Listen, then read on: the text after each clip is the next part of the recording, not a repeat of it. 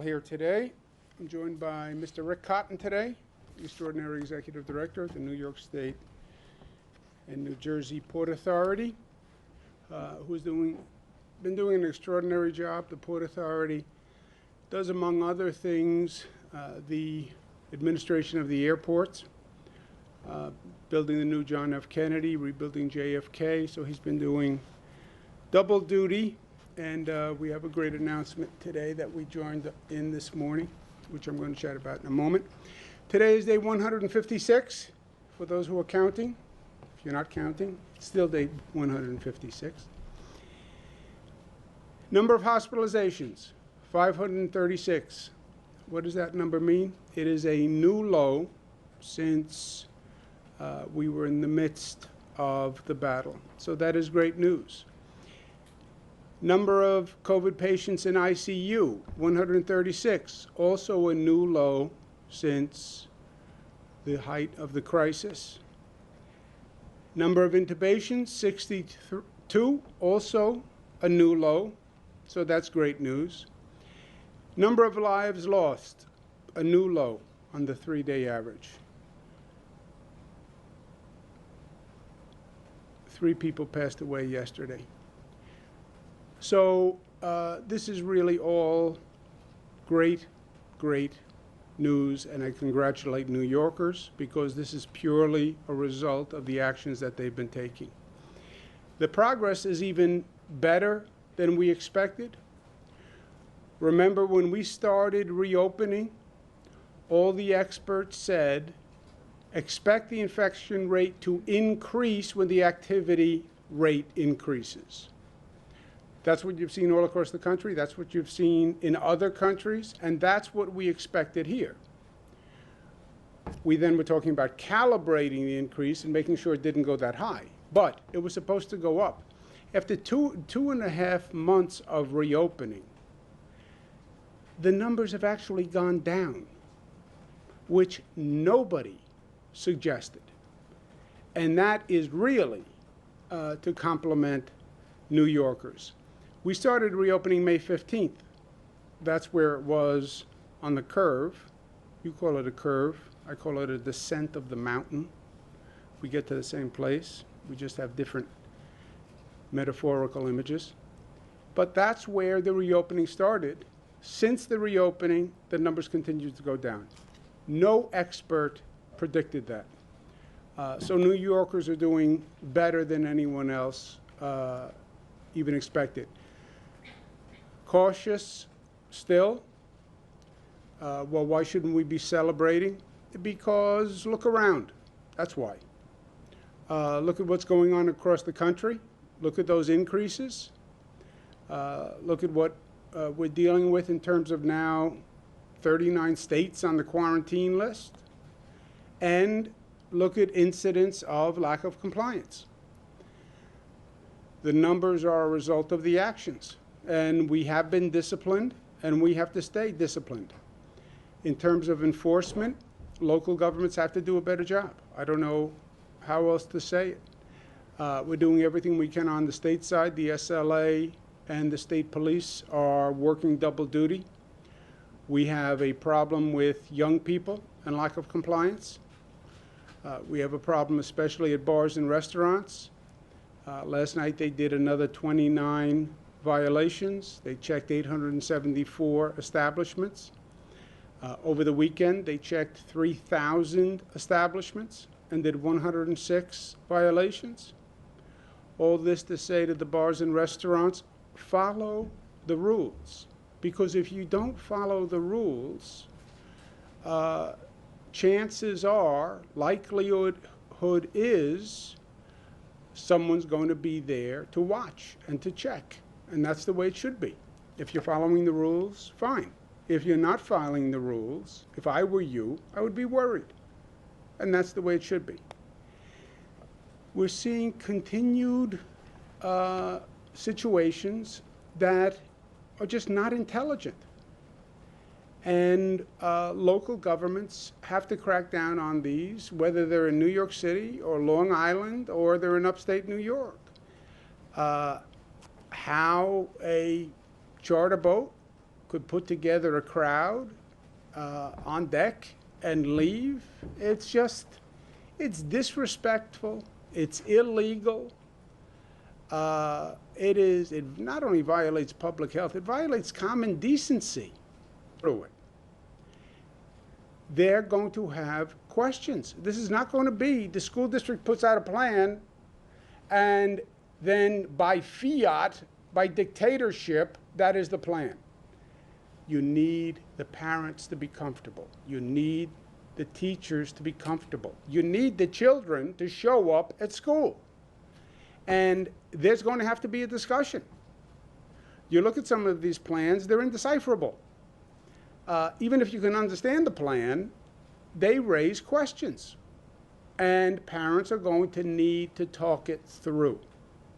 I encourage every school district, set up a discussion room now. Start explaining to the parents now. Have those conversations now. You can't call people into a conference room, but you can invite them onto a video chat or onto a chat room. But they have questions, and they need answers. And time is short. That should start now because the parents are going to make the decision. Nobody's going to tell me whether or not I should send my child to school. I'm going to make that determination. And I'm going to want to make sure it's an informed determination. And I'm not going to trust just what's on some school district's plan. I'm not going to do that. And parents have to be comfortable. And they should be comfortable because they're the ultimate decision makers here.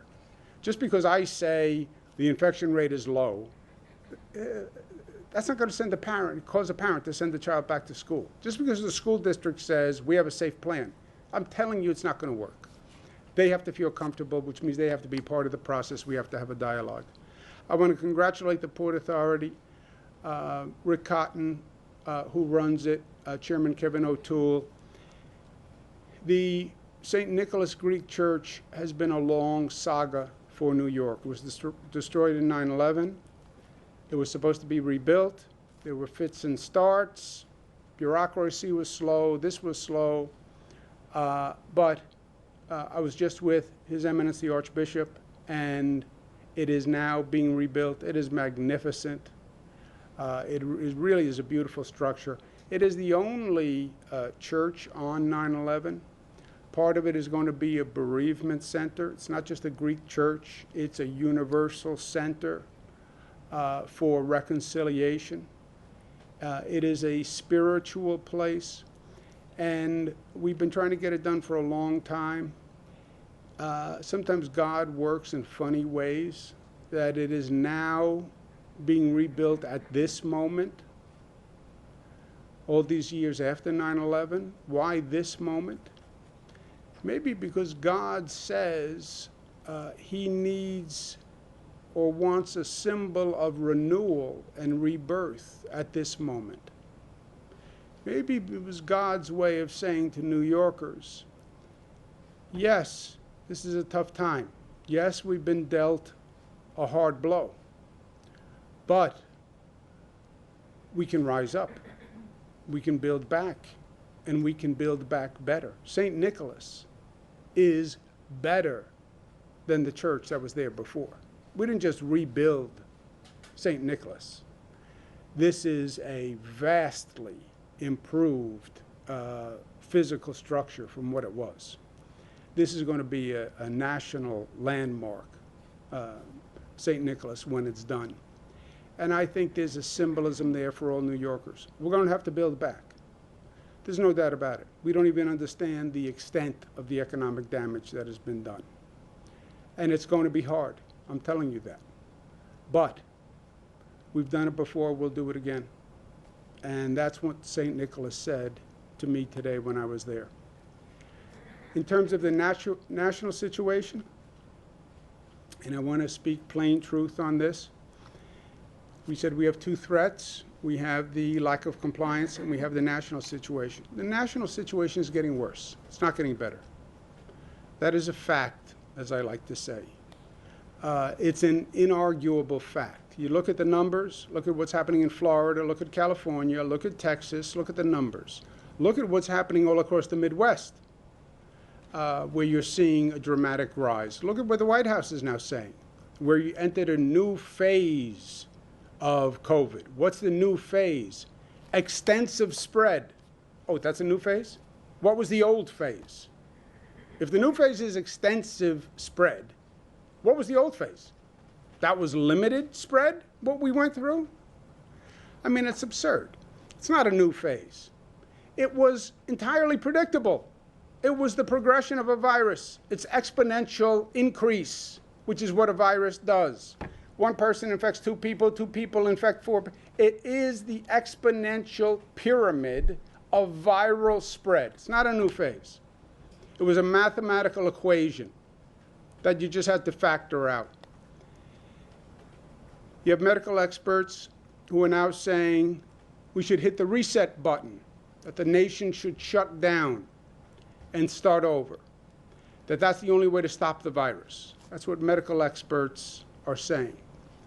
Hit the reset button, shut down everything, and start all over again. That's a damning commentary on where we are. Hit the reset button. Just close all the states and start over. Look, you want to start over, you want to hit the reset button. I'll tell you how we hit the reset button in this country. We start this time with the truth. We do something different than was done in this country 6 months ago when this started. Start with the truth. Tell the American people the truth.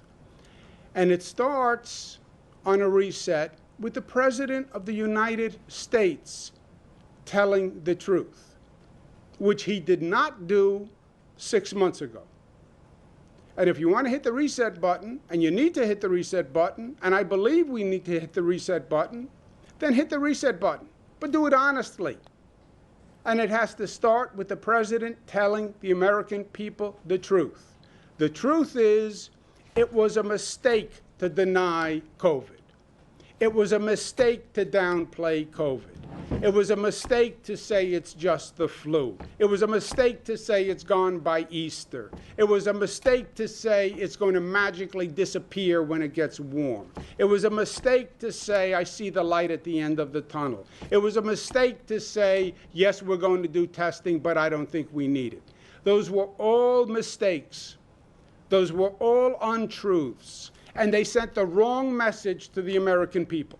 Because some people heard the president and believed him. And if you believed him, you wouldn't take COVID seriously. And if you didn't take COVID seriously, then you wouldn't take the precautions that people were saying you should take. But that's what the President of the United States was saying 6 months ago. The President of the United States said 5 months ago, reopen the economy, liberate the states, liberate the economy. His governors are slow-walking reopening. They're just playing politics. That's what they're doing. There's no reason not to reopen the economy. Hurry up, hurry up, hurry up. Florida jumps. Texas jumps. Arizona jumps. Yes, we're just going to reopen the economy. That was a mistake. It was an untruth. It denied the science. It denied what they're saying now. The virus will spread if you do that. Tell the truth. The truth is it was a mistake that when you saw what was going on in New York 5 months ago, you didn't heed the warning. It was a mistake when you saw the spike in New York. You thought somehow those people were different and your people were immune. Your people aren't immune. New Yorkers had no different immune system that made them more contagious to the virus.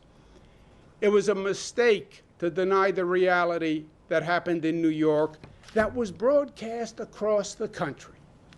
That was a mistake. It was a mistake to see what we had to do here in New York, the testing, the hospital system, the contact tracing, the close down, the phased reopening, and pay no attention to it. No attention to it. We're 6 months later. These states still don't have testing and contact tracing. How can it be? You had 6 months. Here in New York, we had 2 weeks.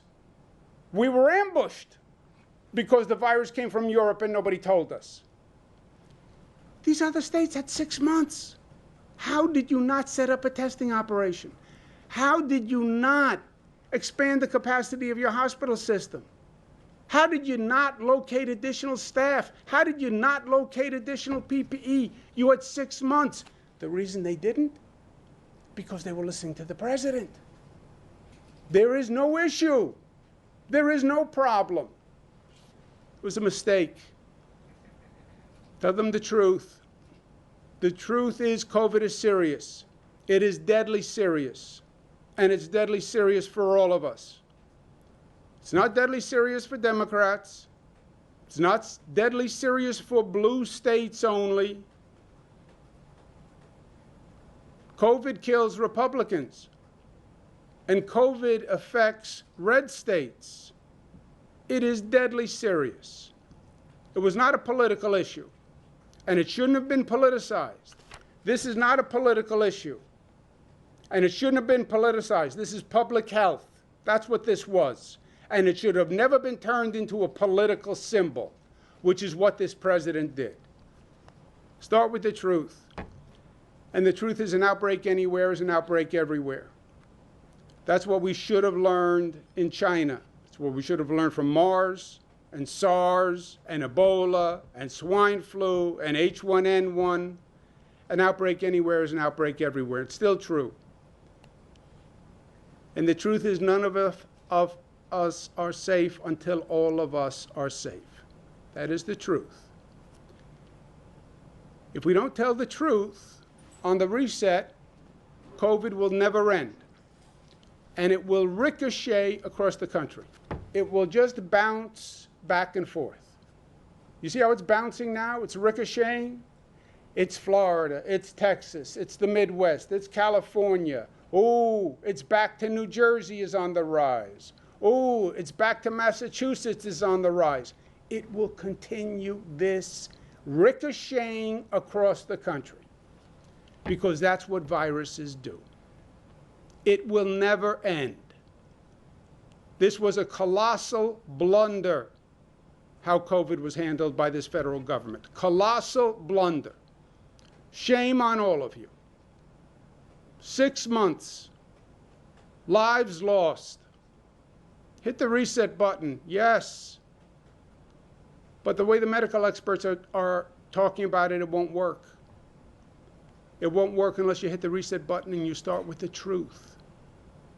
Because if the American people are continued lying to, the confusion and the chaos and the denial will continue. Hit the reset button. It's called the truth. It's called the plain truth. The American people are smart. If the president actually tells them the truth and says, I made a mistake, he's not going to be telling them anything they don't know. Every American knows he made a mistake. Every American knows this was the worst government blunder in modern history. Not since the Vietnam War have Americans sat in their living room to see the numbers on the TV screen every night saying what a mistake it was. During the Vietnam War, every night you saw the death toll. You saw the injury toll on TV. Every night they've seen this virus increasing all across the country and the death toll going up. You don't think they know it was a mistake? Then you don't know the American people. They are smarter than you think. Trust the American people.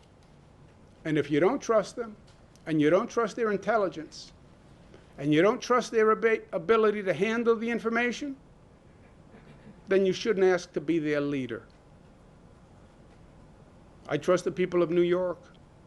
I told them the truth. I told them the facts. I never sugarcoated. I never shielded. I told them the truth. So they knew what to do. And they did it. That's what we call being New York tough and smart and united and disciplined and loving. They should try it in Washington. Questions? Are you going to ask the mayor to submit a more detailed plan on the school opening? I don't know. I don't know the status of the individual school plans. SED is looking at that. State health officials are looking at that. My point is different.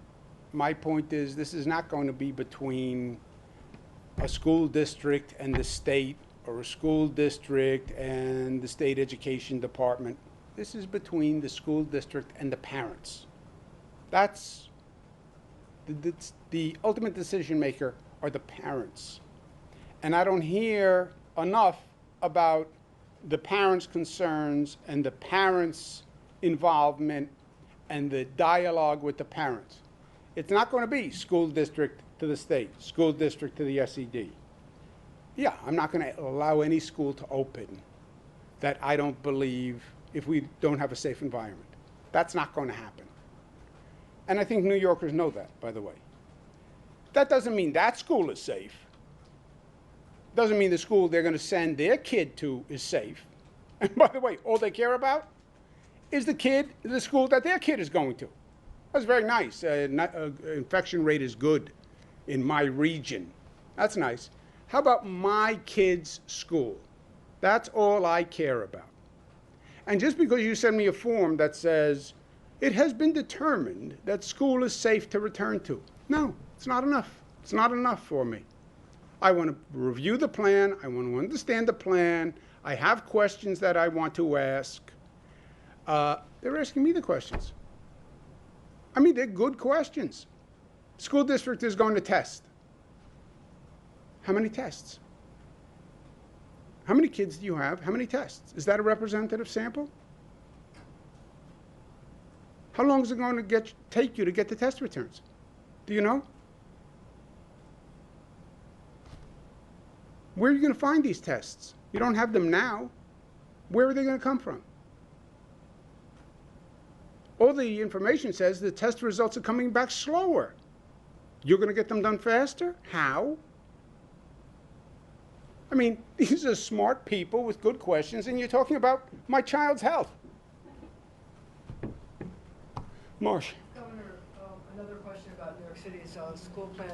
It's already been called insufficient by your own people, Mr. Malotras, and the unions have threatened to walk, raising many of the issues you've raised, from the testing, how fast you can turn it around. They point out that 70,000 kids have no school nurse. I wonder if you can, as governor, in good conscience, approve a plan like that and tell parents, hey, send your kids back to school. We're going to approve an infection rate that says, from an infection rate point of view, the environment is safe to open a school. That's all I'm going to say. I am not saying PS 109 is safe. In the city, I don't even think the plan speaks to PS 109. And that's what the parents are going to want to talk about, is PS 109.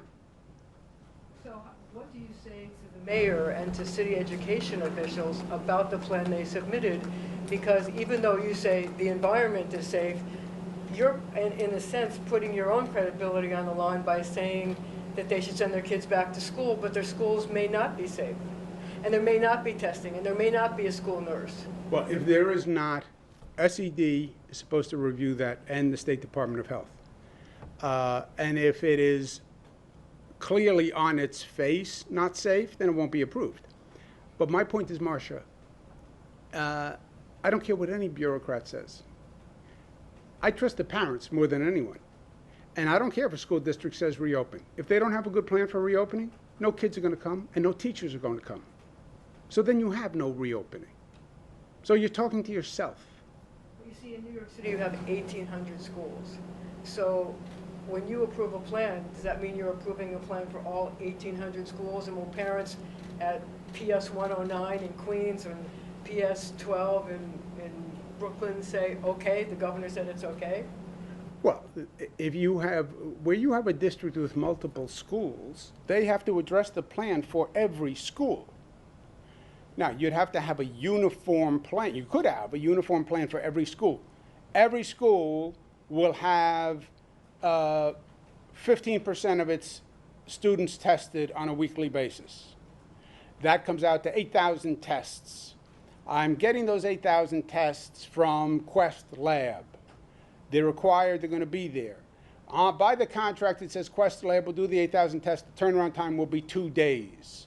If the child is positive within 2 days, that child will be removed for 48 hours.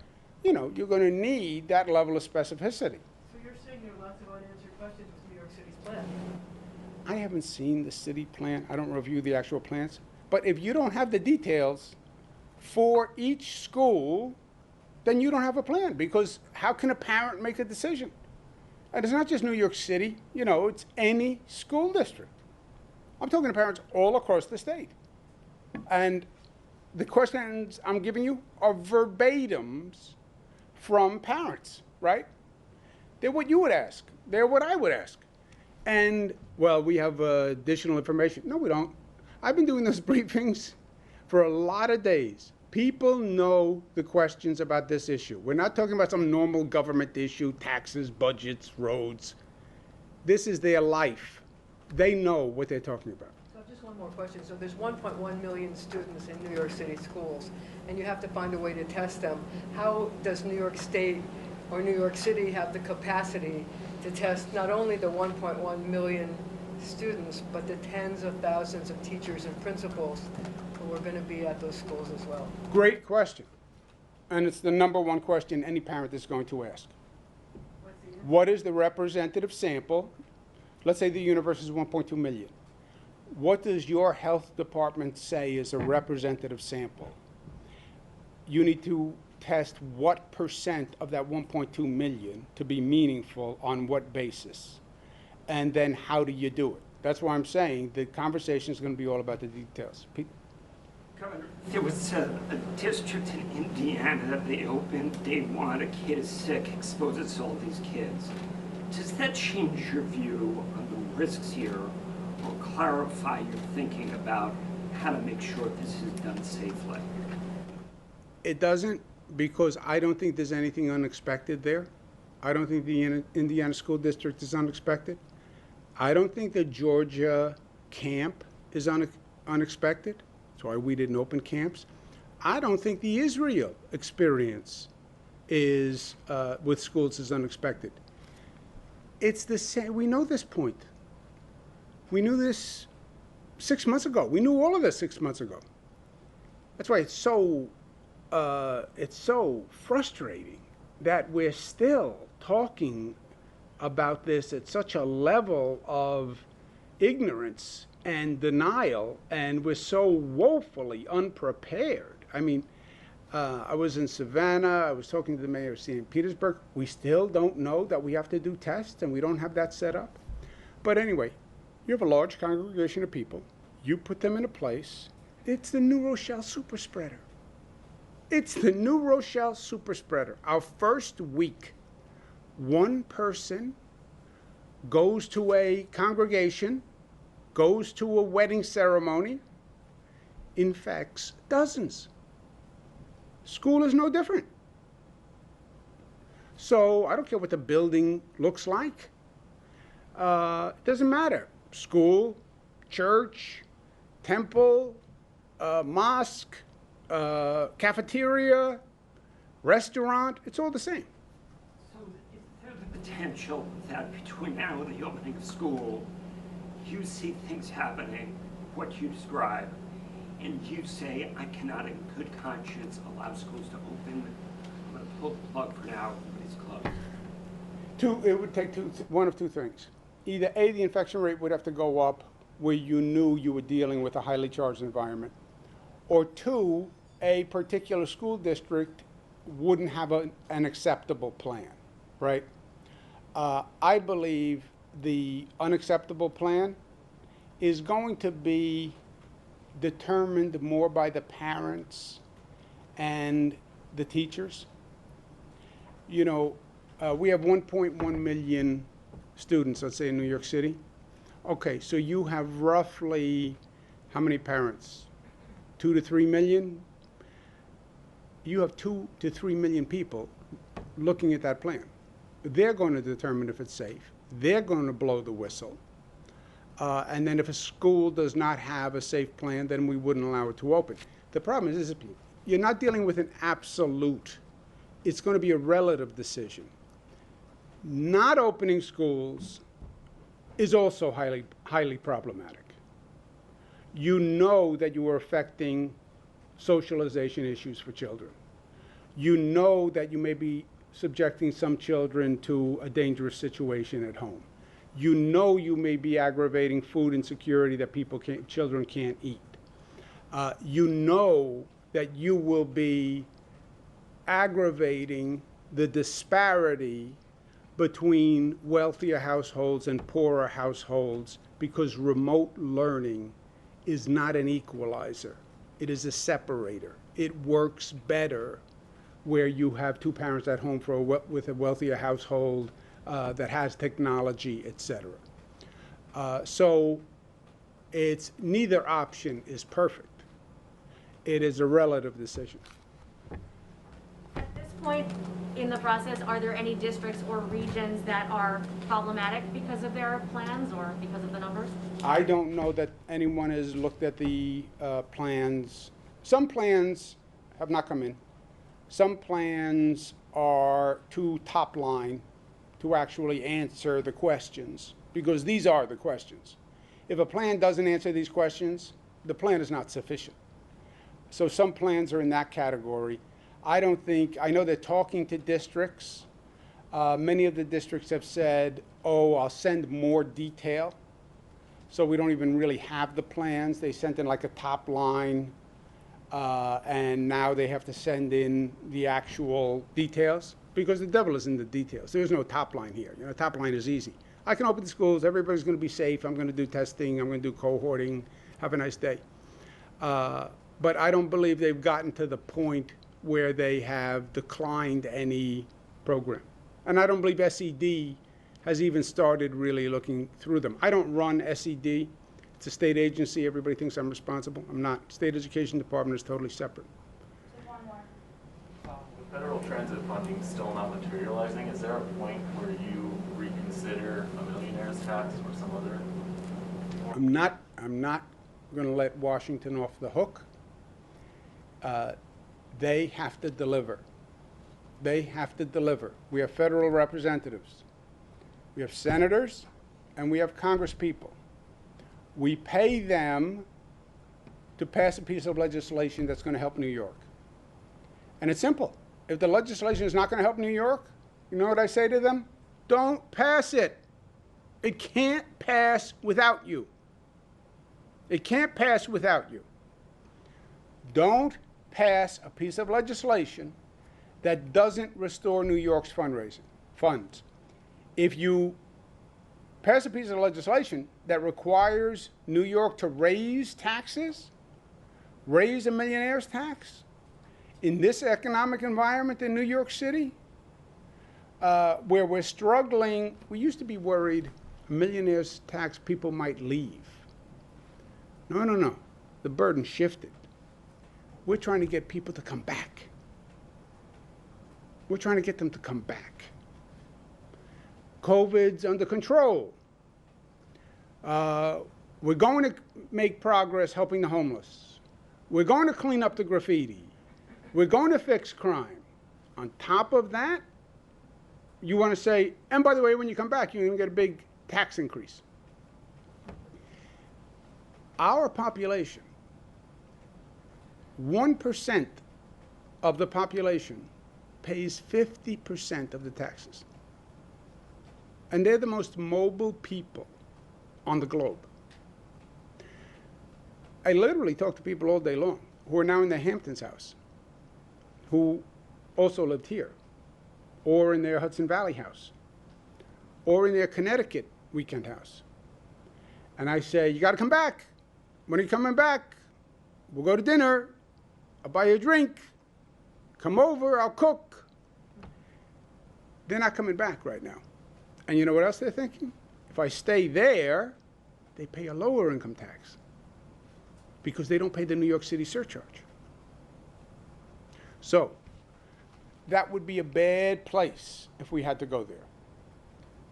Senators, congresspeople, don't pass a bill that hurts New York again. And by the way, their argument is so easy. The federal government caused the New York State problem. It was the negligence of the federal government. How did they not know the virus went from China to Europe and came to New York? How did they not know that? Department of Homeland Security, CDC, NIH, all these federal agencies, all this taxpayer money. Nobody said, oh, the virus is in China in December? Maybe it'll infect someone who gets on a plane. Nobody thought that? December, January, February? Nobody thought in 3 months that the virus might be traveling? After MERS, after SARS, which also happened in China, from a wet market, a poultry market, and came to the United States. Nobody thought, oh, this might be like every other past viral transmission. It was the federal negligence. And now they're not going to pay for the damage they did? Don't vote for the bill. Don't vote for the bill. Have a nice day.